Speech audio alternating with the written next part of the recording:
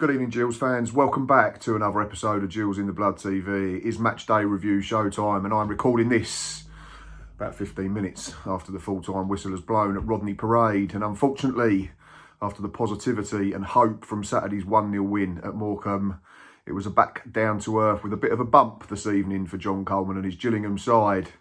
3-0 down inside half an hour. We never really recovered. And yeah, unfortunately, the game got away with us from us in that first third of the match, didn't it? We'll go back to 6:45 though to start with. Team news came in, and just the one change, which I had no issue with. I did doubt whether Ollie Hawkins could start twice in 3 days, having got through 75, 80 minutes at the weekend. And so it proved. He dropped to the bench, and in his place came Jimmy Morgan. So it was a 3-5-2 again. Glenn Morris in goal, a back three of Smith, Emer and Gale. It was then Hutton and Clark as wing-backs, Mackenzie and Little in the middle, and then Nevitt supporting Morgan and Joe Bode on the bench. Exactly the same as Saturday, just Hawkins and Morgan rotating. Summary of the game before I look at each half individually, and I've written down going forward we actually played some good stuff. We got some really nice bits together, created good chances, particularly for Jimmy J Morgan, but unfortunately you just cannot defend, or not defend as we did in the first 30 minutes, and expect to get anything out of the game. And on top of that, the fact that we've got through the entire 95, 96, 97 minutes and not made one substitution is to me, I'm not even sure. I don't know what John Coleman's trying to prove there. And I put a thread up at the weekend about, you know, what I'd seen in terms of positive signs. You know, possession going up, shots on target increasing, accuracy of crosses being better over the last 5 compared to the first 5, that type of thing. And like I've said, it's a really odd game because, as I've already mentioned, we've got into some really good areas. But the 3 goals are absolutely disgusting from our point of view. Like, it's each of our centre-backs has made an error for each of the 3 goals. And the lad, Bobby Campbell's got a hat-trick. And fair play to him, he's taken his goals well. But how many times have we said in recent weeks, in months, that we just make it too easy for opposition sides? In terms of the first half, it was a fairly even start. I think there were snapshots for David Ajiboye and then Romeo Hutton. Both just went wide of the target, but if you was a neutral, you'd be thinking, oh, this might be a quite open game, could be entertaining. And then the goal comes, doesn't it? And first of all, we get it wrong because we give away cheap possession in the middle of the park. We then don't get back in to cover runners. Andy Smith, who'd already made 1 or 2 fouls in the first couple of minutes of the game, then makes another one, a foot outside the box. And you're looking at it and you're thinking, from a Gillingham fan perspective, you're hoping that it's too close to the edge of the box. Can Canwar get it up and down? Well, emphatically, yes. It's a brilliant clipped finish. Might have clipped the underside of the bar on its way in, and Glenn Morris had absolutely no chance. But after that, credit to us, like if we're looking for positives, I thought we actually responded fairly well. There was half shouts for a penalty for a couple of handballs that the referee waved away. One against Courtney Baker-Richardson, I can't remember the second one. We had a succession of corners. I think there was about 4 in about a minute, one after the other. There was a half chance for Jimmy J Morgan, wasn't there? He got played in down the inside right channel. Doesn't quite make the cleanest of contact, but Nick Townsend's forced to make a save. After that, the game goes up the other end, and Courtney Baker-Richardson fashions himself a yard and blazes one over. We then have a really good chance, don't we? And ultimately, it could be the pivotal moment in the game. It's really good play start off from Joe Bode, who gets the ball in the centre circle, holds off his man, has a brilliant first touch to spin and get away, then clips a delightful ball over the top of their wing-back to Romeo Hutton, who, in fairness to him, touch out of his feet, clips it into the box. Jimmy J Morgan gets above his man. It's got to hit the target, I think. I don't know whether he's headed it on the way down, but it goes over the bar. And within a minute, it's 2-0. And again, it's really, really poor from us. If you freezed it, the shape's all over the show. You've got Max Clark tucked in as a centre-half to cover. Sam Gale's the central centre-back. Maxime has come out, whether he's had to or not, I'm not entirely sure. But makes a sort of hopeful swing at the ball, and it bounces off of his foot. Doesn't go anywhere. And then I think Ajiboye releases Canwar. And it's a smart finish from the young lad. Left-footed, lobs it over Glenn Morris, who sort of comes and gets caught in no man's land. And at that point you're thinking game over, and I tweeted through the game, it's the last time we scored 2 in a game was the 20th of December. The last time we scored 3 in a game was the 14th of September, I think. And the last time we scored 4 in a game was opening day, 10th of August. So odds were stacked firmly against us. 2 became 3 very quickly, didn't it? Unfortunately. And it's another error from another centre-back. If you're looking at Smith making a silly foul for the first one, Maxima gets his body shape all wrong and doesn't make the desired connection on a clearance for the second. And then Sam Gale gets caught overplaying for the third. David Ajaboy picks his pocket, and we struggled to contain him and Camwa all night, and Baker Richardson to a lesser degree. But yeah, it was like we didn't know how to play them, that front 3, certainly the 2 wider ones. And he pinches it, there's a ball goes inside, and it's a cross-come shot, and Camwa gets his foot on it. Wrong foot's Glenn Morris, 3-0, half an hour, hat-trick for the young man. And yeah, that tweet that I'd put out is only emphasised more, isn't it? Absolutely no chance of coming back into a football match, given our scoring record, not just this season, but for years and years. We then have another half chance, don't we? Robbie McKenzie does well to break through the lines in midfield, driving run, but skews his effort horribly wide. I think Morgan has another half chance, left-footed, straight at Townsend. But yeah, at half-time, you're thinking we've either got to make changes and have a real go, or is it just going to be damage limitation? Now, I've always been of the former. Let's go out and try and have a go in a game, and if we get beat having a proper go, then so be it.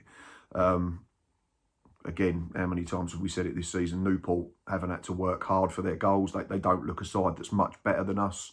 If you look at the stats at half-time, we had more ball, there was a similar amount of shots. I think it was 11-9 at half-time in their favour. Shots on target was 4-3, so not a lot in it. I think we'd had more corners. I don't think they had one at all in the first half. But unfortunately, we've made 3 massive errors that lead to goals, don't we? So you're thinking, right, what can we do at half-time? Surely you're going to change the shape. Surely you're going to make some alterations, because there's too many that have not been good enough in key moments in that first period. But John Coleman and Jimmy Bell decided, nope, we're going to go with the same 11. I don't understand that, personally. It happened against Fleetwood at home last Tuesday as well, where you're chasing the game at 2-1 down and you don't sacrifice a defender. Again, I'd rather lose that game 3-1, having a proper go, and rather than what we're doing here.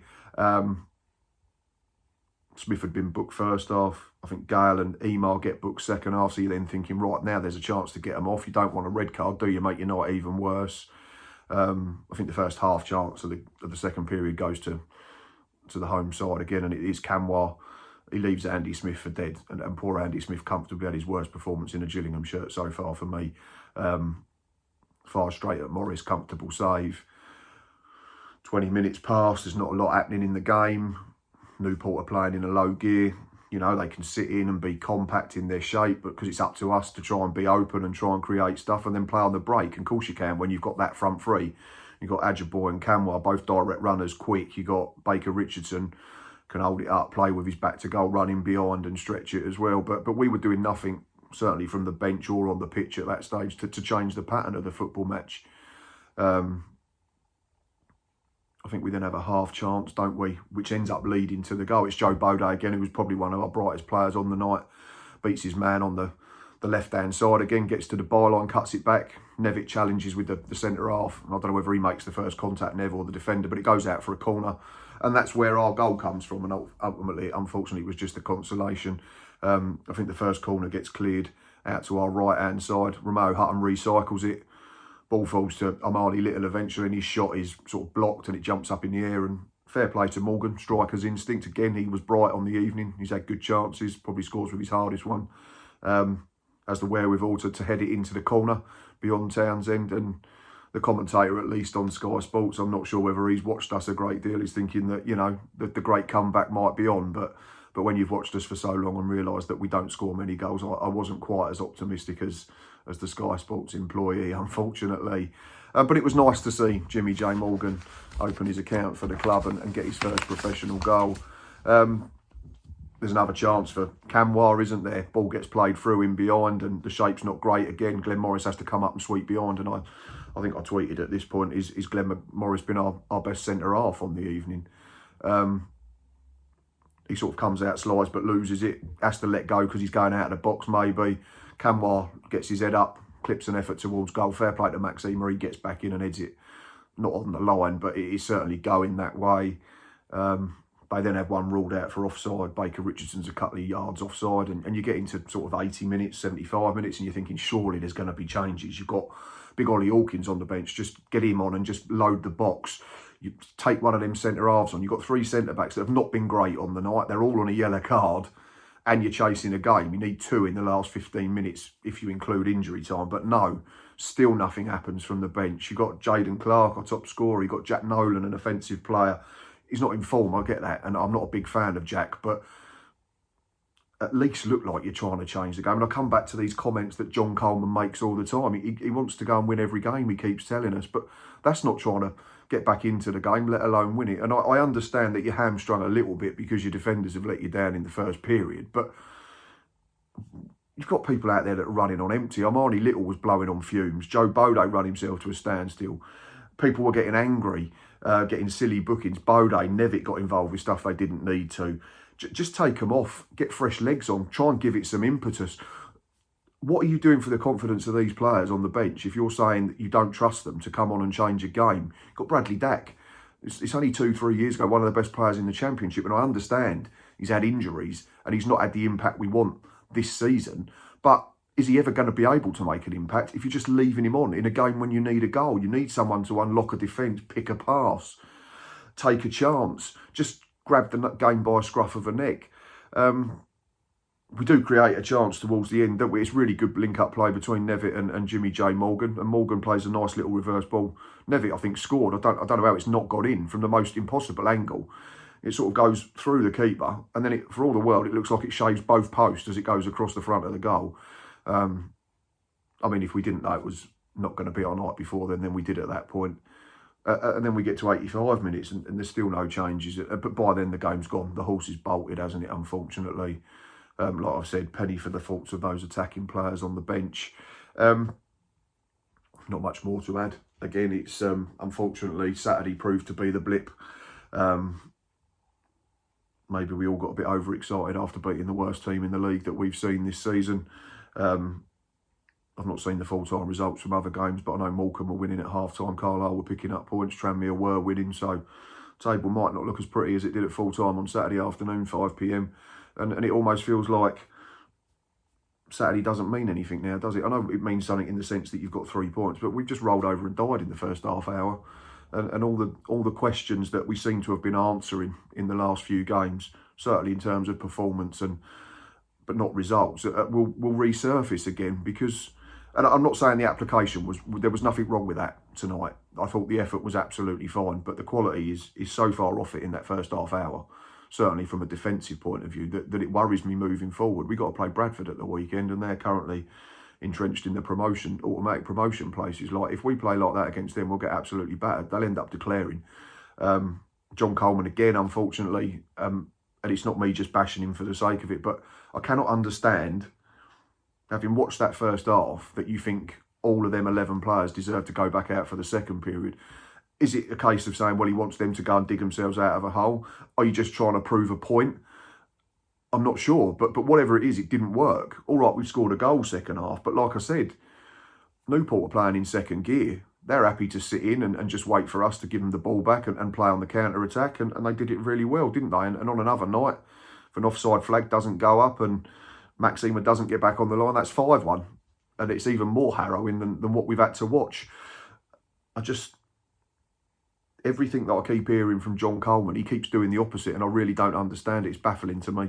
I'm not disputing that he's working hard or he's trying to do his best for this football team, but I don't get it. I really don't get it. Like, why not change the shape? Sacrifice Smith or Gale. Go to a back four. Get an attacking player on. You can play Bode from a side. He's done that all season under Mark Bonner. Get Hawkins on. Get him to go and play with Jimmy J. Morgan. Sacrifice Elliot Nevitt for Bradley Dack or something like that. Just do something to change the pattern of the game, to change the impetus of what's happening. Because yeah, we can sit here and go, oh, we won the second half and we've kept a clean sheet second half. And aside from the first half hour, we've been all right. But it means nothing, because for the first half hour, we were absolute toss. And that's what's cost us another football match. Again, answers on a postcard. Anyway, like I say, it's late. I appreciate you watching and listening, certainly when it's this time of night.